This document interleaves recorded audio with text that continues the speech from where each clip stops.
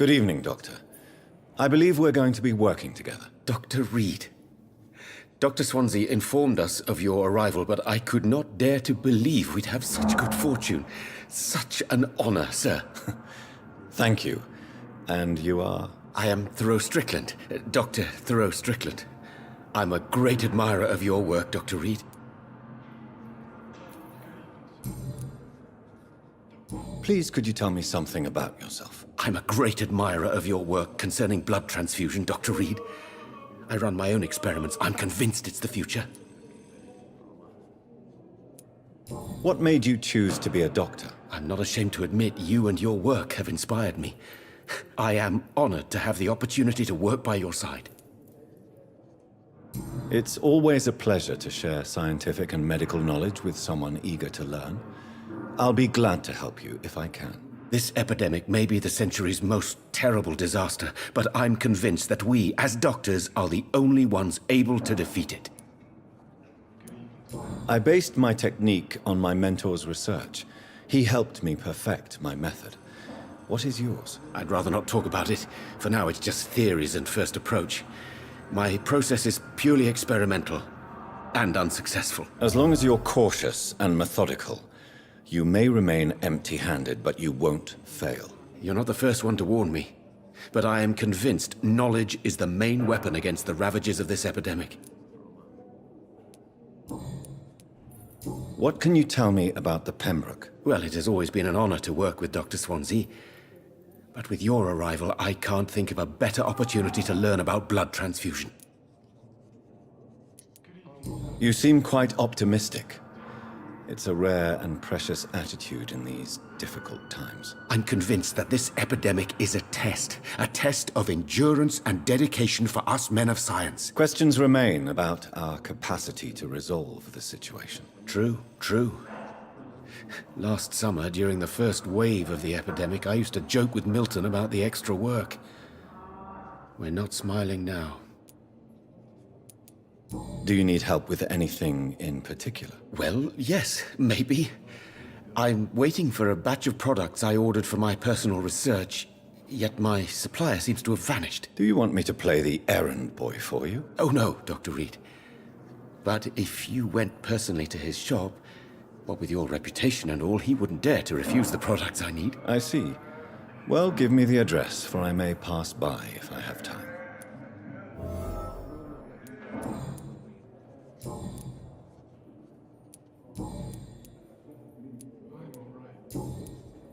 Goodbye, Dr. Strickland.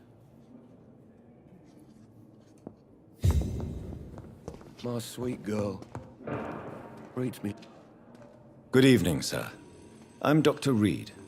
May I help you? I don't know if a third opinion is needed. Your colleagues are already arguing about my condition. I see. Would you mind telling me more about your situation? I'm Harvey Fiddick. All I want is to get me bloody arm fixed properly.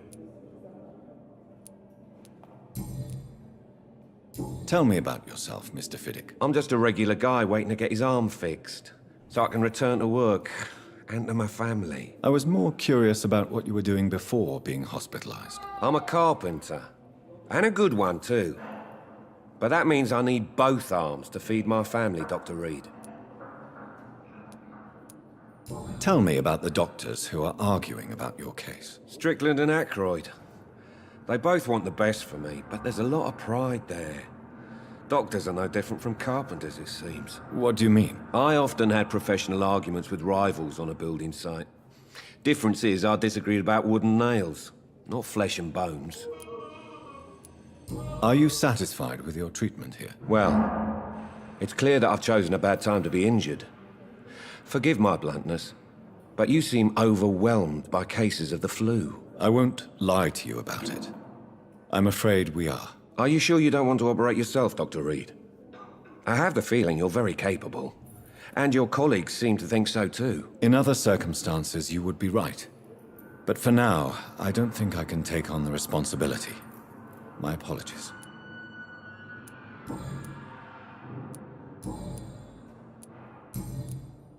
Goodbye for now, Mr. Fiddick. I'll see you later. I will not let you down, my boy.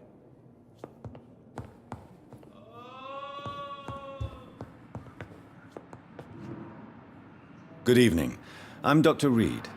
Can I help at all? No, Really? Why are you here, then? I don't want to talk. My throat hurts too much. I suppose that this pain is the reason you're here. Is someone taking care of you? Yes. And no. Could you at least tell me your name, sir? Mortimer. Mortimer Goswick.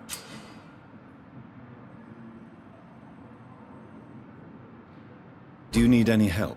I'm afraid I may, sir. I don't mean to be a burden.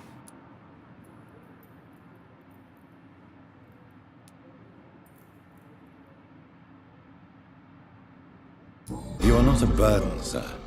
Healing you is my responsibility. And you have my gratitude for that.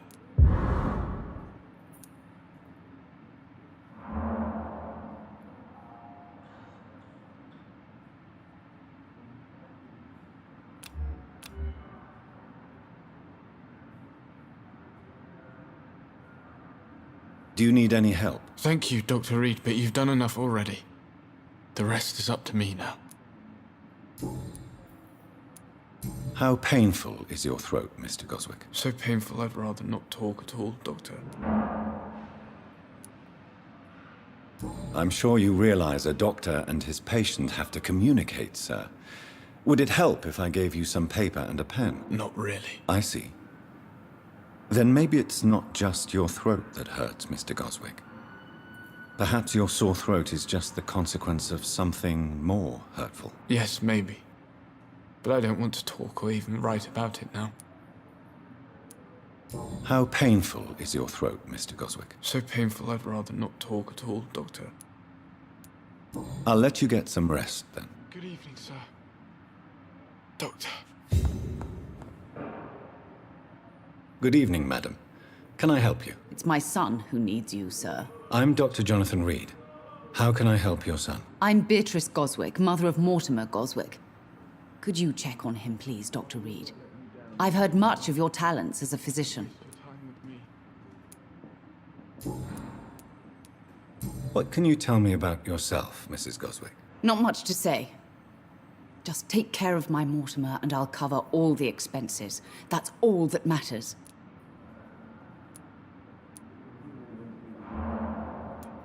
Are you really that rich? Most of the patients here are of a more humble origin, if I may say so. Yes, thanks to my husband. May he rest in peace. I can cover any needed medical expenses. May I ask if you have an occupation, Mrs. Goswick? I'm a teacher by profession. I teach young women who are more ambitious about their futures than their families. What do you think of your reception here? Any complaints? I have had the uttermost reservations about this hospital since we arrived. But we had no other choice, considering the state of emergency. Is there something in particular that's bothering you? Some of the staff were not especially welcoming. I suspect they're not accustomed to dealing with patients of such social standing. Tell me more about your arrival at the Pembroke Hospital. What gave you such a bad first impression? The ambulance driver was quite rude, for a start. And that nurse, Miss Hawkins, seems to have quite a dubious attitude. What do you mean? She managed to secure a bed for my son despite the epidemic. It was a relief, but it wasn't cheap. She charged you for a bed? Yes, and I paid without question, considering the urgency of the situation. I share your concern, Mrs. Goswick. Be sure that I'll talk to the people involved. I don't expect compensation, Dr. Reed. But I'm aware such behavior would not be tolerated in other hospitals.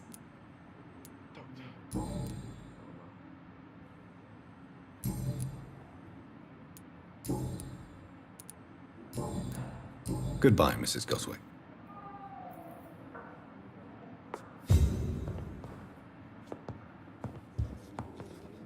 I will not let you down, my boy. Dr. Reed, may I help you?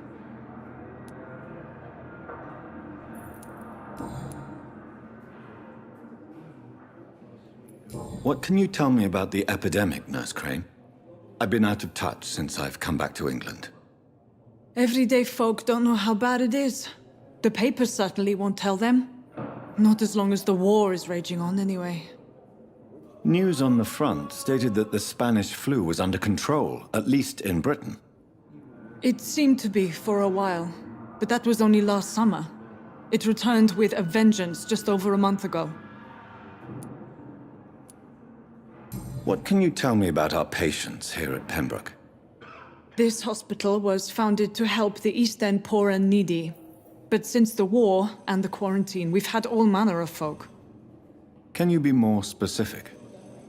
Well, veterans, the elderly, dock workers. We even have a few mental patients. If there's space, we take them.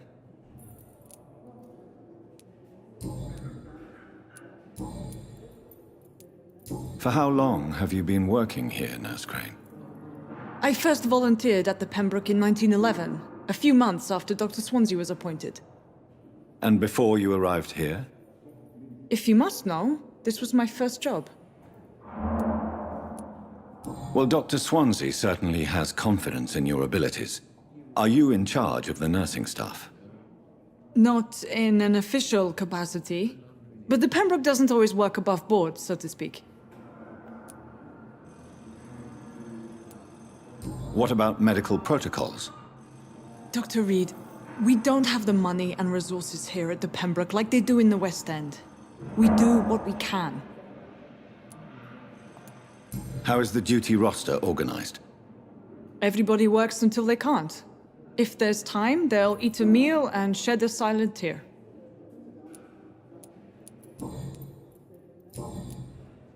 I'll see you later, Nurse Crane.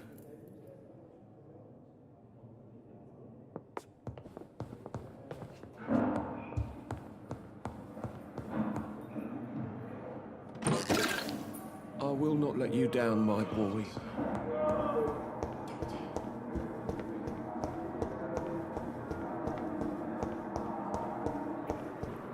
Too much energy for so little result. Good evening, miss. I'm Dr. Reed, the new surgeon at the Pembroke Hospital. And who are you? Your name has no meaning to me, mortal. You're nothing but dust blown by the winds of eternity. I beg your pardon? What are you begging for, mortal? My clemency? Well, tonight maybe I'm inclined to mercy. You'll never forget the night you met Thelma Howcroft. You keep calling me mortal. Why is that? And if I'm mortal, what are you? Well, Dr. Reed, if you must know, I'm a vampire.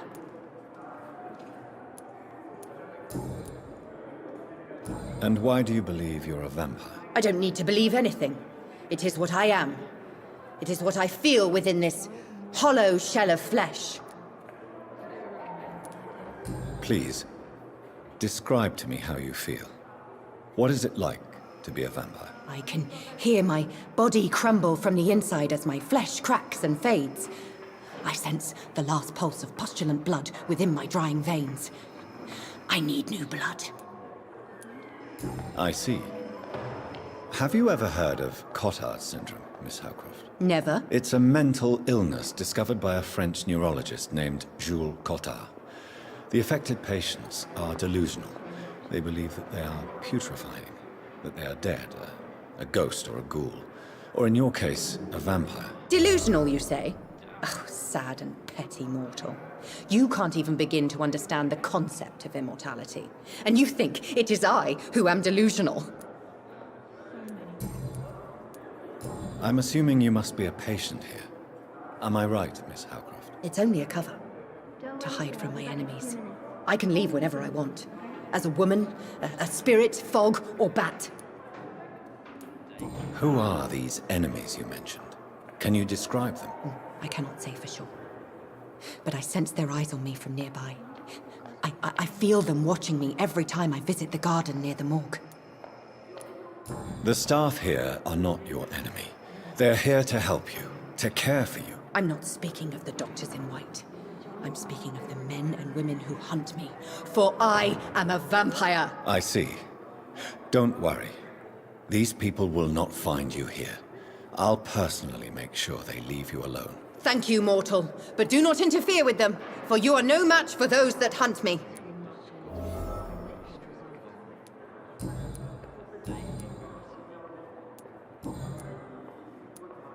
Who are you really, Miss Howcroft? I mean, apart from being a vampire. Is that not enough for you, puny mortal? What do you require? Proof of my powers? I'm curious to know who you were before becoming a vampire. No, such a long time ago, I don't remember. Centuries of unholy life can have strange effects on one's minds, you see? I'll leave you, Mistress of the Dark, to your nocturnal activities.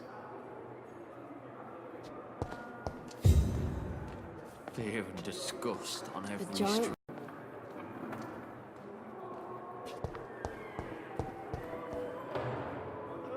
Good evening, sir.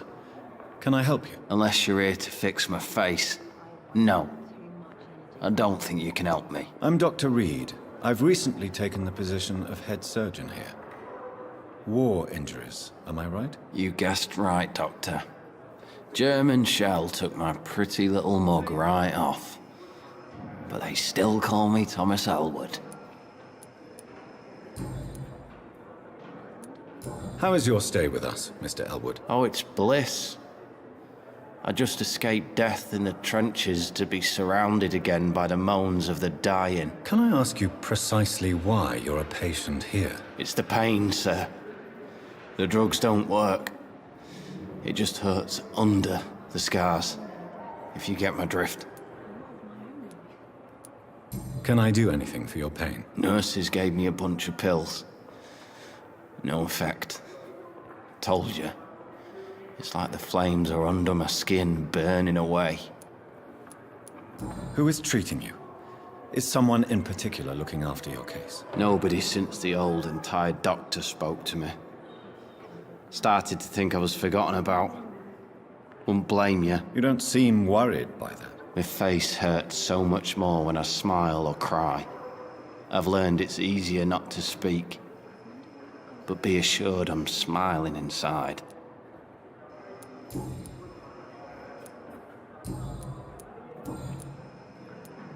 How close are you to Miss Hawcroft? Are you aware that she thinks she is a vampire? To wait for her next nibble is the best reason to stay here. Every time she approaches my bed, she treats me like something tasty. A normal person. Aren't you afraid? She may hurt you if the game goes too far. She's quite harmless, I can assure you. Her head's broken inside is all. While I'm busted on the outside. But she's still beautiful. Living proof that there's hope for me. So do you let her bite you? You know that's not sanitary. And why not? She's only supping a few drops of me blood. And the pain, it's real for once. She could decide to bite less willing patients. Then it's another good reason for me to stay here, Doctor. You do realize she's mentally disturbed. It's called the Cotard syndrome. She truly believes she's a vampire. In her madness, she never refers to my scars. And frankly, if I could, I'd join her world. It seems much more fun than the real one. Where were you stationed, sir? Did you serve for long? I really don't want to talk about all this shit. No offense. I was pushing too much. I served in France myself. I just wanted to know what happened to you. You were an officer, weren't you? Then I doubt we fought the same war, sir. No offense.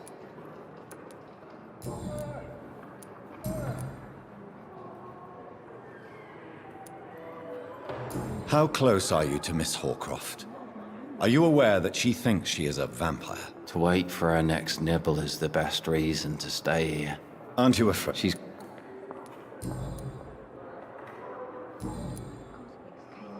Goodbye for now, Mr. Elwood. Damn. The pain. It's here again. Good evening, Nurse Hawkins. Good evening, Dr. Reed.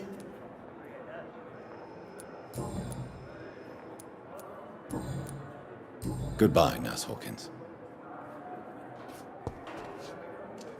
Fear and disgust on every street corner. The daily routine. Good evening, Mr. Hampton. How do you feel? Dr. Reed, is it? Oh, sir, I must apologize for my behavior. What do you mean? I was not myself in the factory. Fear and exhaustion made me say awful things to you, I'm afraid. You remained perfectly nice and polite. A little delirious, perhaps. But who wouldn't be after enduring an abduction? Thank you, Doctor. That's a relief. Now all I need to do is rest and return to my flock. How did you end up in William Bishop's den? I had received alarming news about his recent behavior. I went to his place and he refused to let me go. Why did he abduct you? William was an alcoholic. His addiction suddenly changed to blood. I don't know why. Just like a patient I met here. This Miss Hawcroft. You dared to enter this awful place alone. You're a hero, Mr. Hampton. Or a fool. I'm just a man trying to help his friends, Dr. Reed. William Bishop was a conflicted soul, searching for light.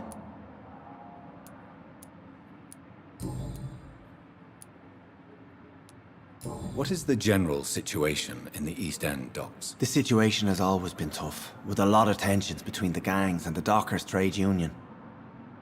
The wet boot boys are very nervous since they lost their leader. Who leads the gang now? Since Clay Cox went missing, it's his wife Edwina who runs the show, with the assistance of her minion, Booth Digby. Has the gang been threatening you? Ah, no. I've had this nickname for so long, you know, the sad saint of the East End. No one dares to bug a saint, not even criminals. Do you know Tom Watts, the bartender from the Turtle? I met him before I found you in the canning factory. Tom? Yes, of course. Always the helping hand, good old Tom. Without men like him, corruption and despair would have wiped out the East End long ago. People are still in despair. How could it be otherwise? The authorities have left us all to rot in this contagious nightmare. No drugs, no advice, nothing. It's a damn shame. Who should I avoid in this part of town, then? Any particularly evil figures? Not really. Most men and women are just doing their best. And it's not my habit to speak ill of people I know, Doctor.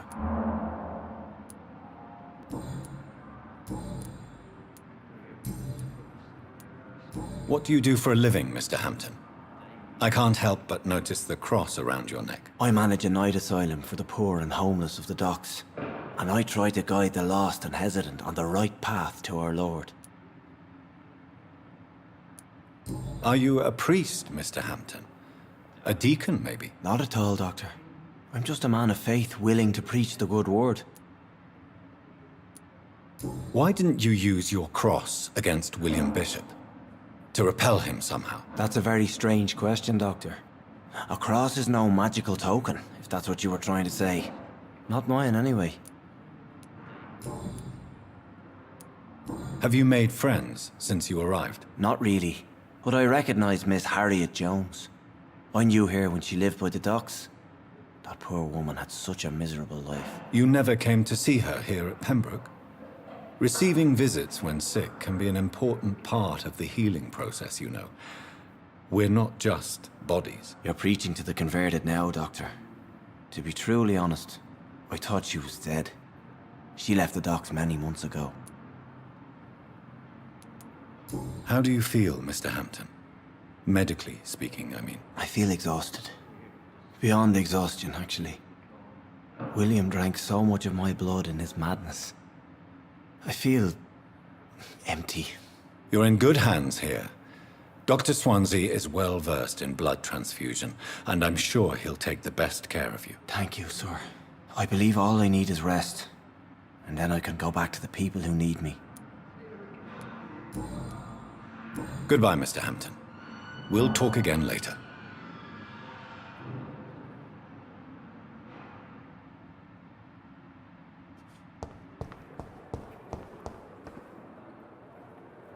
Fear and disgust on every street corner. The daily routine.